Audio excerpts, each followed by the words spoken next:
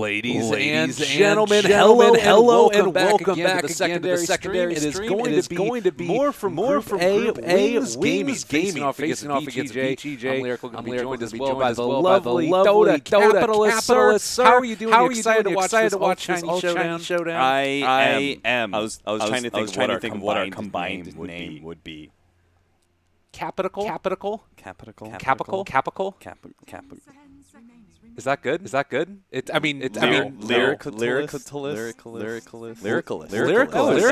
I found it. We're good. You're on one. I just had to get that out of my head. Otherwise, it was going to stick with me the whole entire time. But Wings versus VGJ, we already had a conversation about this. It's like Wings looked pretty disappointing earlier. So, and VGJ is not necessarily the highest placed team in this tournament either, but we're still very early on into DAC, and a lot of these teams can turn their fate. For example, Liquid, right? They lost their first series, they tied in the second series, but I still think that they don't look terrible. I think they're a team that can turn things around, and maybe Wings and VGJ can do that as well, because neither team is happy with where they're sitting. Wings lost to OG, and VGJ tied up with LFY, and we said that's not really what you want to do. LFY, you can't really afford ties that you shouldn't tie against, Yeah, totally. And the other thing about it, too, when you look at it, is that people are saying Group A a lot weaker than Group B, but between those teams, there's a lot of competition, and particularly, Wings and VGJ. This could be one of the defining series for these teams. I would say that these two are pretty closely matched for who's going to be second out of that group behind OG, who obviously ended up just performing beautifully today. Not sure if there's really anybody else that's in super contention for it, because it's Empire and LFY that are the other two outside of OG. So it's still a little bit up in the air, but I think that certainly this is one of those defining games. And starting it off right, Mr. Monkey King comes in, as well as the Slardar Lifestealer combo, followed up by Sand King. I'm not sure that it's worth leaving Monkey King out there. I don't know. I still haven't gotten my head totally straight on where Monkey King fits, whether or not it's okay to leave him out there to get first picks, because I do think he's definitely first pick material. It's just a question of, is he too powerful to give up? Should he be an auto ban? Because he does accomplish so much as a support. He's one of those supports that can potentially just kind of auto win you the game once he's able to get those first couple of kills and start snowballing early. So I'm trying to think about that, but I do think Slardar Lifestealer are probably some of the better heroes to do this. You want strong initiation against Monkey King, I think. It's also nice to be able to have some sort of vision hero against Monkey King. I would point towards the Keeper of the Light as being the next ban by Wings, almost 100%, just because that hero is notoriously good versus Monkey. Yeah, totally. And also good against Sand King on occasion if you manage to push him back away with the Epicenter. Blinding Light just serves the double purpose there. So it does look like Terrorblade is going to be the ban. And then afterwards, VGJ, in my eyes, the Silencer ban is quite strong. But if there's something else that allows them to get into the fight to follow up the Lifestealer Slardar combination, that might be another strong way to look at it, whether it's just like a very mobile hero or something else. Do you like the idea of maybe taking a support next for VGJ at that stage as well? I don't know. Is like Earth Spirit an option? Maybe. They still have a potential. They can also still switch things around. They could do a Slardar support, and they can pick up a different offlaner. If this game presents an opportunity for a Nyx Assassin, for example, we could still see that hero picked up. It could also be run as a support, I guess. We've seen the Chinese opt for that quite a bit. Not fully set on it. I'm not a big fan of the Nyx support, but they banned the Warlock instead. If anything, I think that gives more clearance for VGJ to pick up the... Oh, okay. Well, apparently I'm wrong. They're going to go for maybe freezes mid Lina, but I'm kind of leaning towards it being support right now. Okay. All right, well, we'll see if it ends up going. I mean, it would be all three of their cores most likely taken in the first 3 picks, which is kind of insane. But you never know. It's still some viability there. What do you think about the Coddle gain taken for Wings, and then you do a dual lane of Sand King Coddle? Yeah, I kind of like that. I'm not sure if I really like Coddle versus Lifestealer, but it is good versus Slardar. It'll help slow down the game a bit if you want to take a later game approach. The Wings so far, they haven't really been a fan of late game lineups. They seem to be very much set on winning the mid game, which is ironically enough what VGJ is kind of taken over here with the Slaughter Lifestealer, who they reach a serious peak about 15 minutes and then continue that to like 25-30. Lena with her support or core is very dominant in that period of time as well. So it does look like we are just going to have a bloodbath, as Wings are not going to let go of that mid game. Apparently, they pick up their mid in a Queen of Pain, a nice mobile hero, but is still just shredded by Slardar Lifestealer because your blink animation is not faster than Crush. So you're still a pretty good opportunity for VGJ to get that initiation, blow up this hero. So and then Lena is also a potentially very strong hero against Queen of Pain as well. I feel like this is playing chicken at this point almost. They're like, who's going to back down off of the big ultis and fighting abilities first? And I mean, there's no defensive heroes here at all. Is something like a Dazzle, it's already been banned out. I don't know. I guess there's not really too many other great defensive heroes that are around. Abaddon banned out in that first phase as well. Or do you just keep ramping up the damage?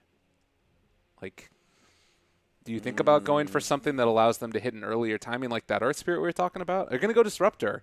It's all out aggression. Yeah, I think I was trying to think of what controlling hero you wanted. Oh, wow. Oracle. Who picks that hero? Wow. Okay. It's a good game for it. Like, you've got the ability to take away a lot of the damage that Lena's going to throw out at least. Yeah, they've got a very single target focus mindset on VGJ right now between Lifestealer and Lena. Mm-hmm. They just want to be able to burst down a hero, get a numbers advantage. You don't like drawn out fights. You don't like facing Dazzle or Oracle because they prolong that one hero's life that you're trying to pop, and that numbers advantage that you were supposed to get, and then snowball from there doesn't actually work. And then you run out of rage timer, and then in a straight 5v5 without rage or without Laguna Blade, you look really lackluster in team fights. So in theory, I do like the Oracle. It's just whether or not this hero is actually fully viable or not. That is a different question, but it does, purges off amplified damage. It deals with the single target. It deals with the magic damage, as you pointed out. So if any game is an Oracle game, this has got to be it. He just needs a little bit of synergy with his carry. Yeah. And I'm not sure what that is right now, just because the Huskar got banned away. Yeah, it feels to me as if that Huskar was something they were really banking on at this point. Not necessarily that it has to be that, but obviously Oracle, Huskar, very good combination. They're going to ban out the Tidehunter, still have a little bit of time left in reserve where they're trying to figure out what they want as the carry. Ursa maybe comes to mind. It seems unlikely that they've run Oracle Viper in the past, but I feel like they can't really do that because then it'd be like a safe lane Queen of Pain. Yeah, I like your suggestion of Ursa. Slurk would have been an okay pickup, but he has Lena and Disruptor to deal with, so that gets thrown out the window, especially with that fourth pickup. Is Jug still in the pool? Took him out first phase. Yeah, they did. Damn, I don't have the hero list on me. All right, that's pretty decent. That's pretty good. When I was doing the T earlier, yeah, it was troll. That's okay. what I was thinking. I was telling Lyrical I was trying to get across my theories about what the draft was going to be for our EGNP game. Yeah, that's what it was. And they went Magnus, or no, that was a different one. Yeah, I think they went Slark. Was that? Yeah, I think that was the Slark game. Well, Troll Warlord, a very strong hero in his own right. We've seen it time and again. Monkey King will ramp up the Jingu stacks more quickly. Clearly the pinpoint of their strategy. It is actually very dangerous. They went back for the Nyx Assassin. Cool. Okay. Again, it's like if the opportunity presents itself and you have an intelligence mid, I think that it's always worth going back for that Nyx Assassin. But to talk about the troll, the reason I wanted to see the troll last time we were watching the draft is the fact that I do think it matches up really well against Lifestealer. I think you have this inherent, man fight advantage, which Lifestealer is usually winning most of the time. He's very reliant on having that, that win over the enemy team, and being able to counteract that, I think is really nice. It's a really fast tower pusher as well, and I like that. I think it kind of takes a tempo game away from Lifestealer, who's so focused on kills, but a troll is going to be able to out-objective you. So I think there are several aspects that makes troll a good matchup against the Lifestealer.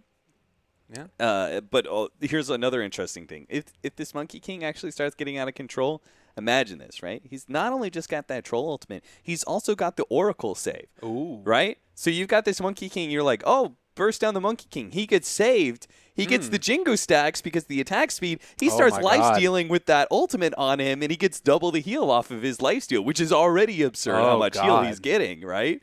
So you got to heal up to full. It's the plan. This synergy, baby. We've got it. We're in there. It's also got to be said as well that we've got sort of the ruling class strategy: Monkey King, Sand King, Troll Warlord, Queen of Pain. The Oracle kind of has a little circlet up there on his head. And what does that make VGJ's team? Are they like the? I mean, the servants. Lifestealer's a prisoner, right? Yep. He's a mage stuck inside another prisoner. Disruptor kind of looks like with that badge over his eye, he kind of looks like a pirate. Yeah, some sort of pirate or not merchant, but like person for hire. Oh, mercenary. Yeah, mercenary. Thank you. No problem. Slardar is a fish, He's an outcast too, right? Yeah. I think so. By the way, look at this. He's not full Slark. They're actually going to get a kill on Ice here. So they take down the tree, realize that he was there, and then manage to find the kill. Good use of a tango. Get some first blood. Nicely done. Suck it, Monkey King pickers. Oh, that hero's so annoying to deal with. It really is. I cannot believe that VGJ were just like, yeah, we're just not going to pick up any real vision. Like they have Disruptor with Kinetic Field. Right. But that's kind of it. They don't have any other source of clear vision. I was so sure that they were going to pick up Coddle. I mean, you don't need to get any vision if you have tangos. That's the answer, apparently. Kill all the trees. We also do have this Sentry Ward, which looks like was a little bit off the mark, not able to scout out where the Dire Ward was. So they'll have some nice vision here, Wings, at least at the start of the game. Whose draft do you kind of favor? We kind of glossed over that when I was talking about the ruler strat, but is there a team that you're feeling like has it maybe a little bit more in the bag? I don't know. I honestly don't like either lineup a whole lot. Yeah. And you've got Freeze's mid Lina. I'm still not set on core Lina. I like support Lina a lot more. But they do have the Slardar Lifestealer strategy, and that's super strong. I think the Nyx Assassin was a great pickup as well. Wings have Troll, but they also have Oracle. So it's like, for me, Troll's the high point and Oracle's the low point. Right. I actually am a pretty big fan of the Corlina, as we might end up seeing another kill. Fenrir is going to die there to Faith Beyond. I think that the big thing is you just need to make sure that you hit that timing with your tempo. And even if you lose a bunch of Bloodstone charges early, just because of the respawn time and being able to get back in the fight, it can still end up working. I think that's the goal for them this game, certainly. You can tell, Queen of Pain also having a lot of trouble here. So far, 0 last hits to the 6 of Lina. I think the two heroes that are going to determine this game, for me, it's pretty clear. It's like how well Freeze does on the Lina and how well Ice does on the Monkey King in our first 15 minutes. I think they will pretty much determine how the game's going to end up swaying. Because if Monkey King actually gets the snowball necessary to become a nice, strong support in team fights, then VGJ is going to be hard-pressed to actually take objectives, and Wings is going to be a lot more capable of, when they do win team fights or find pickoffs, translating that into real control in the game. Yeah. So, Well, I think, yeah, it's definitely feeling to me like, at least out of the gate, VGJ off to a hot start. Their laning phase is looking quite strong. I think also the Nyx Assassin getting so much out of this lane is pretty impressive. They decided to block off this camp here as well, so there wasn't any chance for like a complete and total pull-through. And it looks like they might be able to pick up a kill here, though. ROTK is walking over to the side, does still have an Impale to throw out if he wants to. And it feels like they might not actually be able to kill him off. No Jingu. Yeah, a little bit surprised that he chose to get Boundless Strike. Maybe he picked it. I'm not sure. I didn't see. But maybe he picked it up before he got the Haste Rune. But with that Haste Rune, obviously, it would have been really nice for him just to be able to run down ROTK. Yeah. It's also worth noting these two teams recently did just play each other. VGJ dominated them pretty convincingly about 8 days ago in a best-of-3 series for the Manila Masters qualifiers. Granted, LAN very different from online qualifiers, but it's, to me at least, feeling like VGJ are the ones coming in as the favorites, and that was sort of reflected as well in the group stage performances that we've seen. Yeah, I would agree with that. I think VGJ, they have shown a lot of promise over the last month. I think ROTK actually is playing very well. Him and FY make a really nice aggro duel. Even if they're not doing it this game, I think they are like the key players on VGJ that you can point to. Any success usually comes off of FY and RTK's presence in the first 20.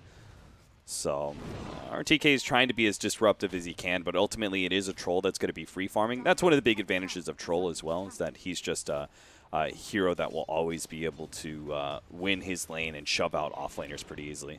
Yeah, and maybe even going in for like an early Roche could be an option for him. They're trying to make a play down here onto ROTK. Troll is rotated in fully and able to get the slowdown with the Whirling Axis, a couple more right clicks, and this should be an ROTK death. So a good little pickup there. 4 minutes in, they're able to shut down that Nyx at least a little bit. Let's see, double damage for Blink. He does have Ice making his way across. That's the thing, is like this support rotates around so quickly that you can't feel comfortable as if you're FY. And he already knows. He spotted Ice jumping into the trees, so.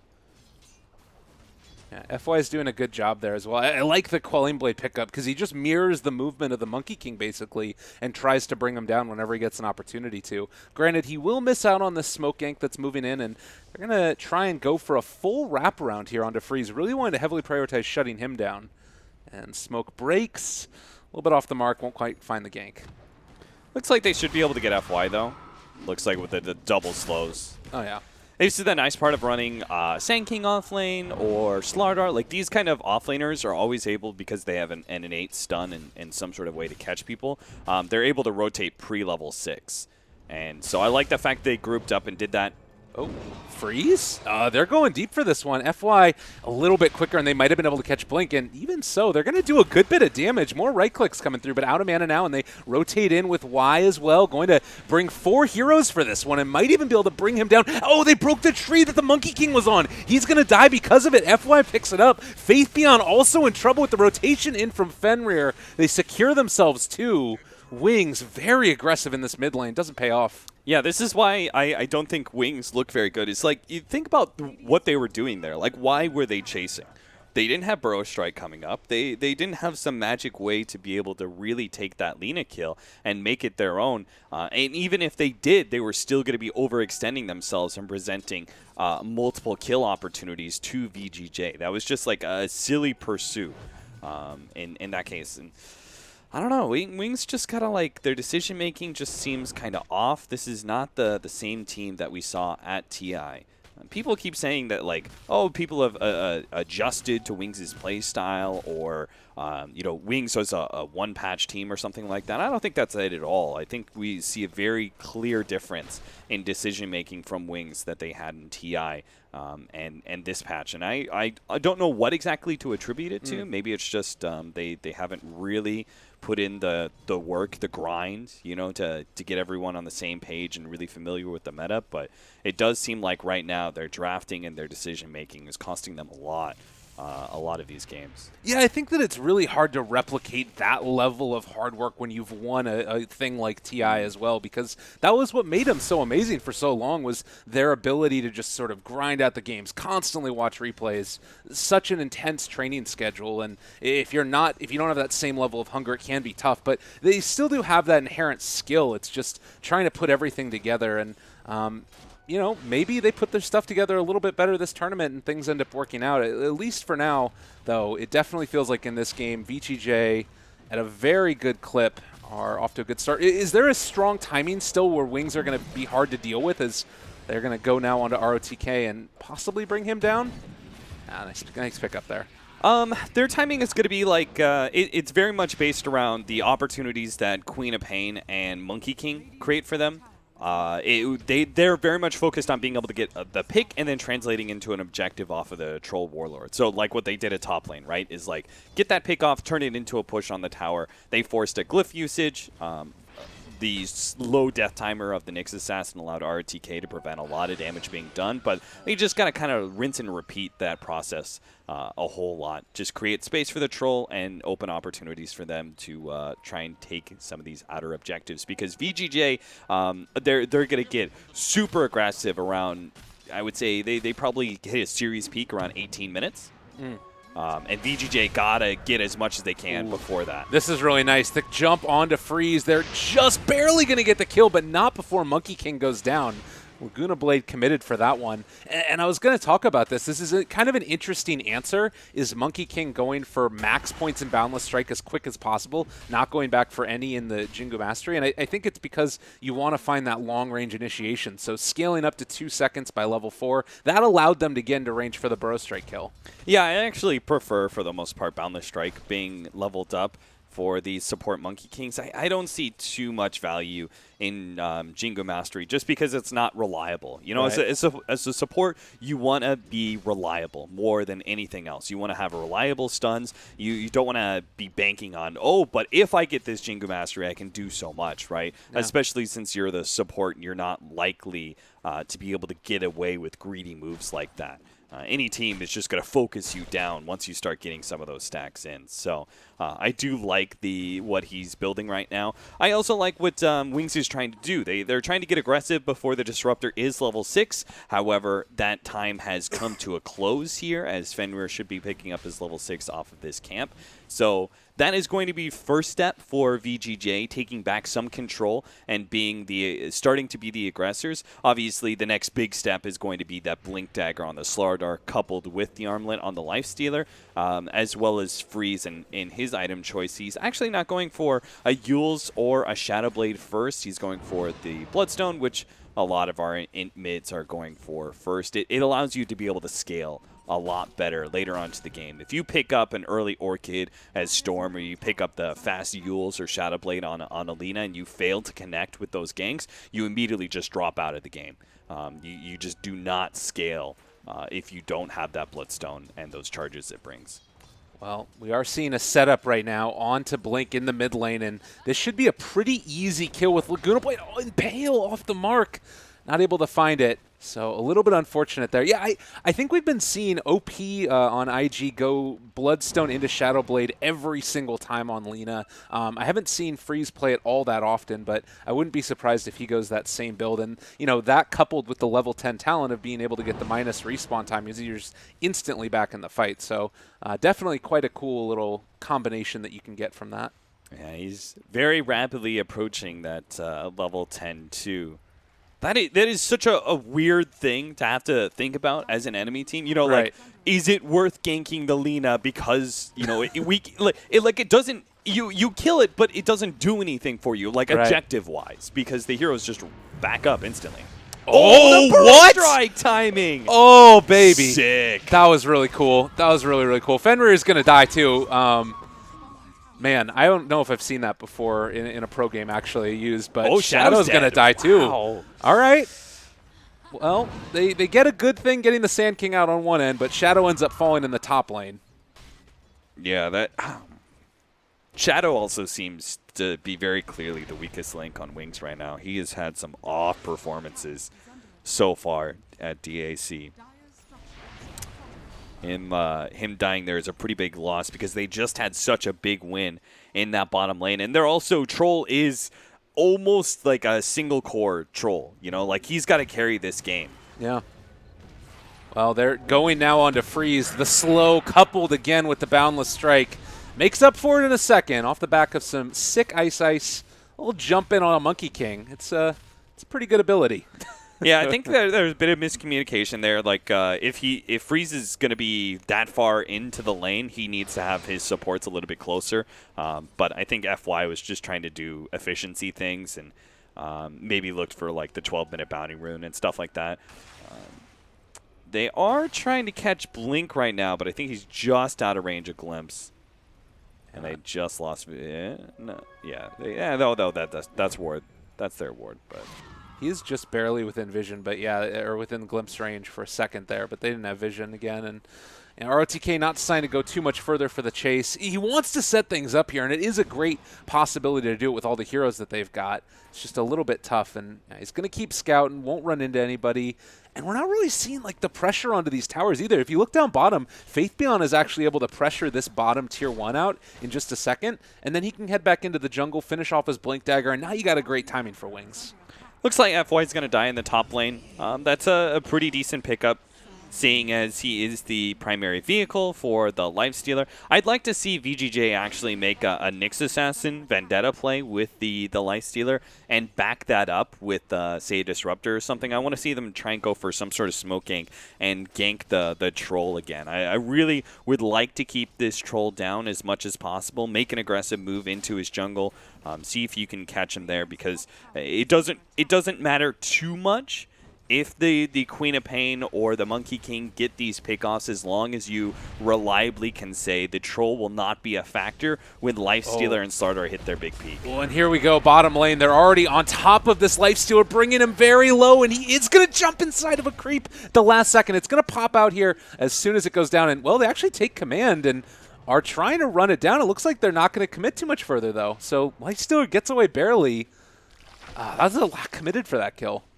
This is why we refer to it as dead lane heroes, right? Lifestealer is a dead lane hero, kind of similar to Slark or Juggernaut. It's one of those heroes that's super hard to gank, and even if you play it correctly, it may still not be enough, and you will just wasted so much ammo. Oh, and just a quick pick off here onto Y. He was trying to get within range of the Shrine, but didn't end up happening. Now the counterplay going back the other direction. Monkey King starting to drop low. They sorted out the ulti as well from the Quap, so managing to take down 2 for the price of their Oracle. Not bad.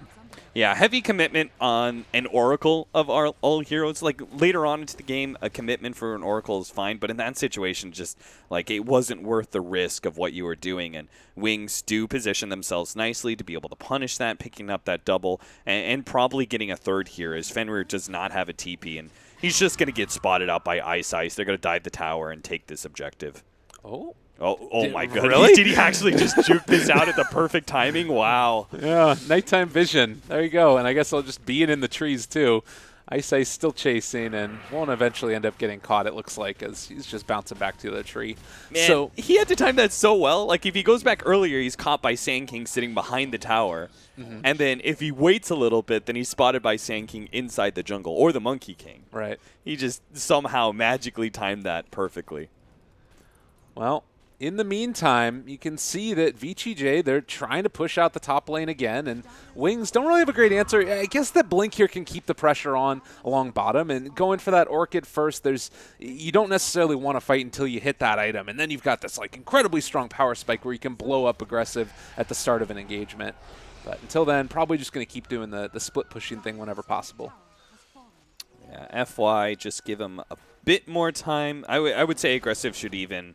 Like, he shouldn't even be in lane right now. I think he should be jungling and letting FY pick up these couple of last hits. Because this timing is so important. Like, a minute or two earlier or a minute or two later is a big difference. Oh, and here we go. They're on top of the Lina, so she is going to end up falling here. Faith Beyond picks up the kill.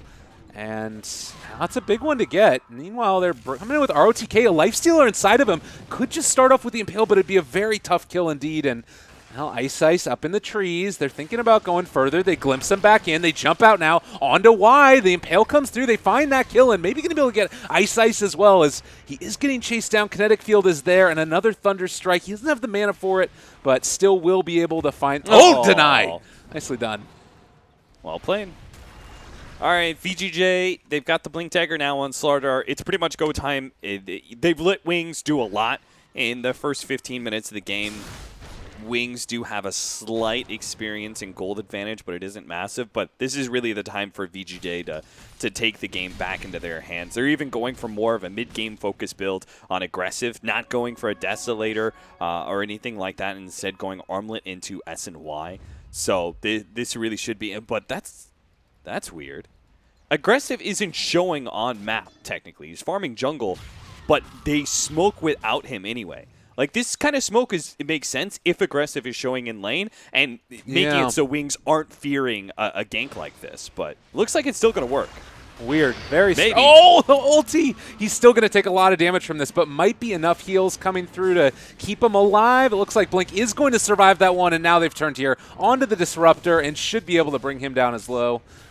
You can definitely feel the differences in the meta, though. Like, these games feel very different from a lot of the ones when it's been either a Chinese team versus a Western team or two Western teams facing each other.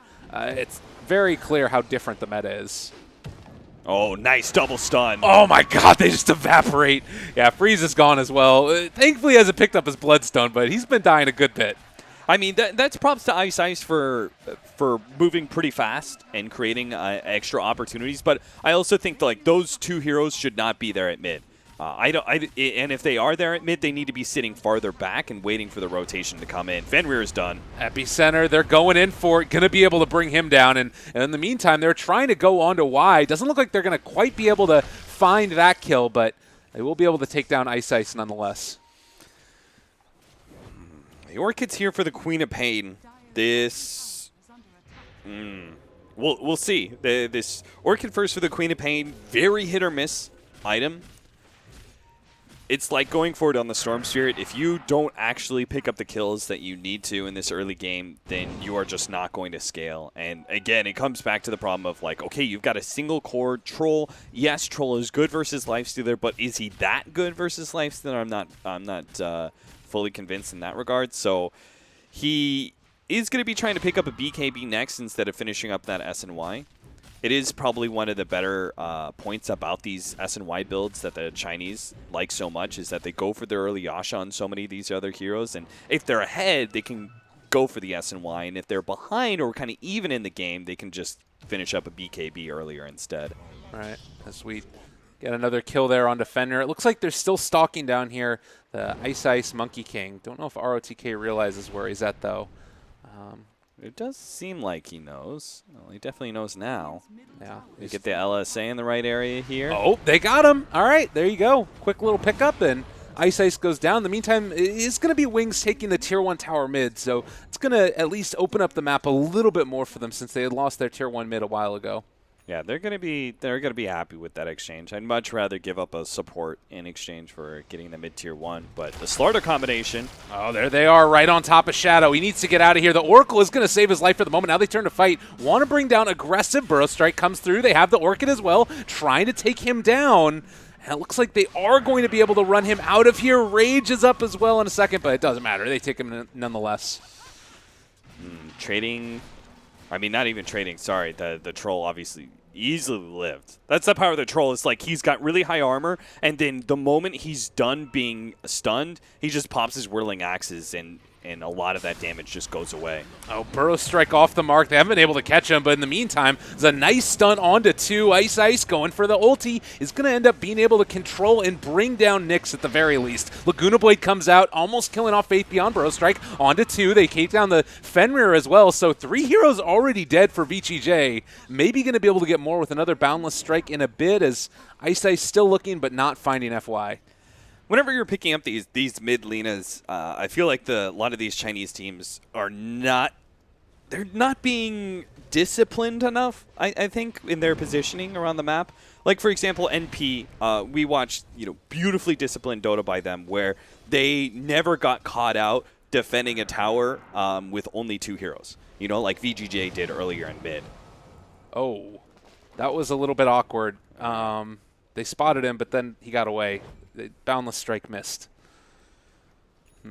You just can't afford some of these bad team fights that VGJ's letting happen against Wings, and Wings are very rapidly taking control of this game. Like the next step is just like they're just on the cusp of being able to, like, I think one more pick-off or one more bad team fight, they'll take Roshan pretty easily, and then once they have that Aegis, that'll translate into more objectives. Yeah, and I mean, you do have, again, the Midases that are there for VGJ. You've got one on Nyx Assassin, you've got one on Slardar, but it's like, are they going to be able to stop the eventual push that's going to come as well, which does feel unlikely. It's not as if Wings' draft necessarily falls off like crazy either, but Shadow, DD Rune, going in, taking down Roshan. They're on top of Ice Ice, actually. Let's stay alive for a second. But the Impale is going to go out. They've got Vision. Static Storm down. Freeze is inside of this one, but manages to back out of it as the Orchid came out. Shadow gets the ulti on top of him. Sonic Wave onto 2. They're very, very low, but it doesn't look like they're quite going to be able to finish him off as of yet. Trying to get into range, but there it is. Epicenter Burrow Strike comes through. Wings taking care of VGJ. Oh, baby, that was rough. That was real well set up by Wings. Because, like, first thing what they did, they left Troll alone in that pit for the most part, right? Because he had that early BKB, they said, we're good. If they want to jump a Troll, that's completely fine. Like, he pops his BKB, he picks up the Aegis, boom. He's instantly won that Roshan pit fight almost no matter what. And then Blink has been so good about waiting for those opportunities to be able to get Sonic Wave. I don't think I've seen a Sonic Wave by him that hasn't hit at least 2 people. Right. You know, like he's had really good positioning in that regard, and then obviously they'll follow up by Faith Beyond, just kind of like seals the whole entire deal for them. So they get that Aegis, they win that team fight, they can now use this Aegis as sort of a weapon to bully down the rest of these towers from VGJ. Like, VGJ cannot afford to lose another team fight like that. If they contest, say, this top lane push, and they lose that fight, I think the game's pretty much over, because Troll and Queen of Pain are just going to get too far out of control, and you won't have the burst damage necessary from your Lifestealer Slardar to bring these heroes down, even without the Oracle sitting behind them. Yeah, and I mean, you can see that there's sort of elements of this that are maybe a little bit off meta and different, with the like Shadowblade picked up for the Queen of Pain, very unique style of build, but they're still able to take the objectives because you've got those core items that you need on Shadow. He's got that BKB, as you mentioned. Aegis is here as well, and you can just find the pickoffs consistently with the Quap. We do have a Smoke or Invis Rune Slardar right now, so if somebody steps too far outside of bounds, he might end up getting punished for it. It's better for them to try and force rotations with a setup like this, with this Invis, than try and rotate into Wings at the top lane. Unfortunately, they don't get that courier, so nothing really comes to that. Yeah. I mean, Freeze is going to push down this tower, so that's something at least. You got that extra cast range to hit it without putting yourself in too much danger, but now they're on top of Erlina, in trouble. There's going to be the Orchid out, does still have the Shadow Blade, and no reveal as of yet. Going for the TP away, is going to die. Blink picks that one up too. From bad to worse, the Bloodstone, newly minted, is down to 8 charges now. Yeah, and the early gem pickup by Ice Ice, given over to Faith Beyond, has its first successful scouting there as well, being able to make it so Lina could not escape. You could see how reliant Freeze was on that. Like, he was positioned very far forward, thinking, if I just kill this tier 2, I can Shadow Blade away. They won't have the detection yet to be able to deal with my Shadow Blade, but an early gem pickoff pays off big for Wings. And the best part is, like, they don't feel rushed at all. Like, they've got 2 minutes left on the Aegis. They can use it to take a tier 2 if they want to, but there's no hurry just because everyone is getting the farm they need. Ice Ice, he's scaling pretty well as a support. The Sand King's about to reach a series peak of his, where you have Blink Dagger and Force Staff, double mobility, combined with the upgrade in Burrow Strike. Once you have that Aghanim Scepter, that's like one of the biggest peaks that a Sand King gets, while his magic damage is still very beneficial. And then Queen of Pain is actually going to be tanking up a little bit once he has this Silver Edge. This is not going to work. You got Oracle here immediately going to be able to turn this back around. And sure, they dropped the Static Storm, but I don't know if they have enough damage. RTK still in the area. They're going to turn now, trying to get the Impale off. Still alive, though, and Shadow is all over him as well. Freeze is already dead. He's back alive before I could finish my sentence, but it's not going to matter. Excuse me. Yeah, he ended up going down. Now back up to the top lane. It's all gone wrong. It's rough. Yeah, all Aggressive can do at this point is split push and watch his tier 2 die in mid. What was that pickup? Oh, the Silver Edge. Never mind. Yeah. I thought that was an Aghanim Scepter pickup by somebody, but man, this has just been a beatdown. It's been really difficult to watch at some points. VGJ have not found the answer to Wings, and Blink just finding these pickoffs over and over around the map. It's against Aggressive. Like, he has to be able to get out there. I don't know what you do anymore as VGJ, because they shouldn't be losing fights at 20 minutes with Slardar Lifestealer, but Wings just seem to do well enough in the laning phase, and now they're just playing against this Lifestealer Slardar combination really well. Yeah. Y is always positioned by the core that he thinks is most likely going to be jumped. It really helps that Troll is farmed enough that he doesn't have to worry too much about the Troll. Troll is almost always going to be able to survive through that initial crush burst damage that they try and throw in. Then he pops Manta and BKB, and he's almost unkillable if he has more than like 300 health. So he doesn't really have to worry about him. So he's just kind of protecting the Queen of Pain for the most part.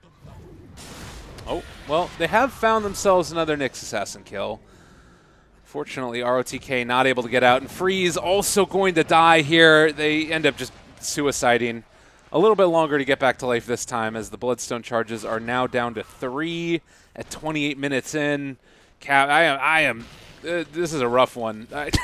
I'm struggling to figure out where you look for the positivity here for VGJ. Positivity, Lyrical, is that there is going to be a game 2 after this. Okay. That's the positivity, man. That's the positivity. Aetherland's now on the Oracle, so you can sit even farther behind these heroes and just not get caught. Well, yeah, they dropped the Static Storm there onto the TP in Monkey King, but he cancels his TP and just runs down into the lane. It does mean if Fenrir gets away, he's going to be able to get back home. He can TP himself out of here. That is the silver lining, yep. Die another day.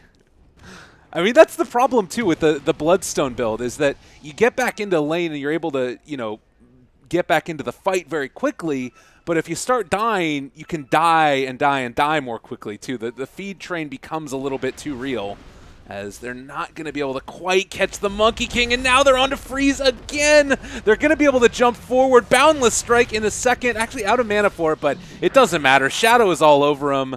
9-32, 9-33 now. And Wings are not looking to slow down anytime soon. I don't think Shadowblade was his item. Okay. Maybe it was like BKB or Yule's or something. It was probably Yule's because the Orchid, but I don't know. So something just I don't feel like there was going to be, because they already have the Slardar Lifestealer. I think you're putting like too many eggs in one basket, I guess. Because like the Slardar Lifestealer already inhibits the enemy team from splitting apart because they're scared of that combination, right? So they have to stay grouped up, in which case the Shadowblade doesn't do anything for you in team fights. Well, that was a nice little combination. Slardar being a bit of a combo breaker. Aggressive, still taking some damage from this, but we'll be able to walk out of it for the moment, and it does look like that Oracle ulti, or rather, Fate's Edict, not going to end up taking any damage from that ulti from Lina, and is still going to pop in the end, but that was a lot committed in for the Queen of Pain. Maybe they can keep this momentum going, though. They're on top of the Troll Warlord, able to bring him down. Okay, that's 2 cores taken out of the pool already. Ice also in trouble. They're going to be able to crush and kill him off. So the team fight's starting to pull back together here for VGJ. They made something work. I think that was hard to tell. I mean, I couldn't tell as an observer whether or not the Queen of Pain was going to be able to survive through that, in part because I wasn't sure if the Laguna Blade hit the hero or not. Before the Magic Immunity came in, but once that Queen of Pain died, it was just like, oh, okay, now we're in trouble. and they just get run over. Fortunately, they did keep their gem in the Sand King's pocket. That's really important because giving away the gem would have been a huge loss. VGJ would have been able to take away any aggressive wards that come up from Wings, and that is the kind of the next step. The team fight was a misstep, yes, but they should still be in control of this game. They get the aggressive wards down. They play around the next Roshan timing. They pick up that Aegis, and they should be able to start sieging high ground in the next go of things. Well, Freeze looking to try and find a kill for himself, but this does not seem super likely. And there's going to be the turnaround. Quick little epicenter in. Yeah, their Bloodstone charges were at 5 for a moment, but now back down to 3. 3? Oh, how does that happen so quickly? Yeah, it's been a struggle. In the meantime, ROTK getting gone on by Troll. Don't think that they're going to be able to run him down yet. Although, again, with the Sand King having so much mobility now, it's never really a safe point to be an invis hero on the map. Like, Ags, Force Staff, Blink, it's all there. See, they really need this Ags before the next team fight on the Lina. It's such a huge upgrade against the Troll because they can't burst the Troll, right? They just don't have the damage to finish him off before he activates BKB. So if they could have that pure damage to go through the BKB after, they do their crush and they try and lay into him, but they can't quite, because they have to make sure he does not get off BKB Satanic and gets off to full HP. And I'm also not sure if they have, maybe they do have enough kiting. I don't know. We'll have to see, but they have to get to the back line, blow up the Oracle, and then kite away. Lifestealer's just not really a good kiting hero, Yeah. He's a hero that, like, boom, I take a hero out, I have a numbers advantage, and I just keep fighting into you during those last couple of seconds of rage. But Troll, if they blow up the Oracle, Troll's going to be kind of okay with that, and he'll just turn and fight the Lifestealer, as Lifestealer will be very far forward in his positioning naturally. So I'm kind of concerned about how the next team fight will go. Even worse with the Aegis now going into the hands of Shadow. I think it's just what they're doing right now. You got to play like the split push style and look for pickoffs, because otherwise, if you take a 5-on-5 engagement, you're going to lose. It's the game did not go as they wanted it to, and maybe this is in general something that we could glean for the rest of the tournament. Oracle, maybe not such a terrible hero if you've got it with a carry that can man fight the Lifestealer. Yeah, I think that it's a very specific circumstance that this Oracle becomes a very value pickup. First of all, it's starter Lifestealer, so that feels okay. Second of all, it's against a lot of single target damage. Pretty much every single hero from VGJ is single target focused. And I've actually heard this a couple times, is that from different pros, is that we've learned, like, we don't want one-dimensional lineups anymore. Like, we don't want too many heroes that overlap in their roles in the game, right? You don't want too many initiators. You don't want too much sustain. You actually want, like, a lineup that looks pretty well-rounded, right? You want the Mario of drafts, right? Okay. Just kind of like good at everything but not great in just one direction. And that is the problem with VGJ, is they focus so much on single target damage with the Lifestealer and then picking up a Lina and Nyx that it does feel like this Oracle has mega value when most of these games in this meta, he would not be nearly as good. Well, and showing the power of it right now, you can just sit Shadow up on the high ground. Oh, man, a couple missed stuns turns into one big hit one by Wings, and they're looking to take down a bit more. They're able to find 1 and 2. ROTK falls, as does FY. And now where's your initiation going to come from? Like, Light Strike array? That ain't going to work. Yeah, they're going to buy back on the Nyx. They have to. They have to get in here, but they're already going to end up losing Freeze. And, well, his respawn time not as low as it was before. Still 30 seconds with none of him, and they're going to be taking down this tower. Yeah, VGJ just got to take a step backwards. They can't afford to let any more heroes get picked off, or this could be the end of the game. Oh, my God. VGJ, they're all going to die. They're inside a creep right now, aggressive, but he knows what's coming as well. Trying to run him down, and Sonic Wave just yell in his ear one time as the taunts start coming out from Ice Ice. Bananas all over the ground, and GG gets called. That's it. You had to give up that lane of Rax and keep your cores alive there and just wait for Slordar and Lina to come back. To be fair, though, I still think they would have lost that game almost no matter what. Wings, there are definitely some weak points here and there, but in large part, I think VGJ's draft was a bit lackluster. I also think that they did not play.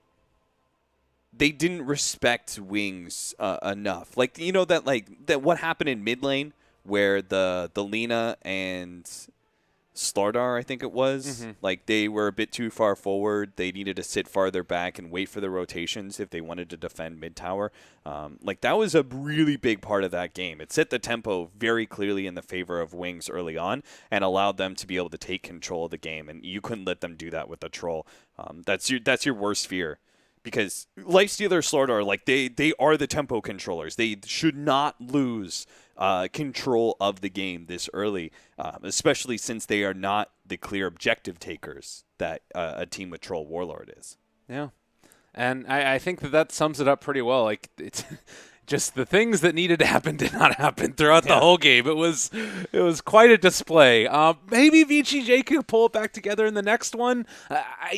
I'm sort of hesitant after that last game, but we'll have to see in just a little bit. Game number 2 again. Group A action is going to continue after this. VGJ versus Wings. Myself, Lyrical, as well as Cap. We'll be back in a bit.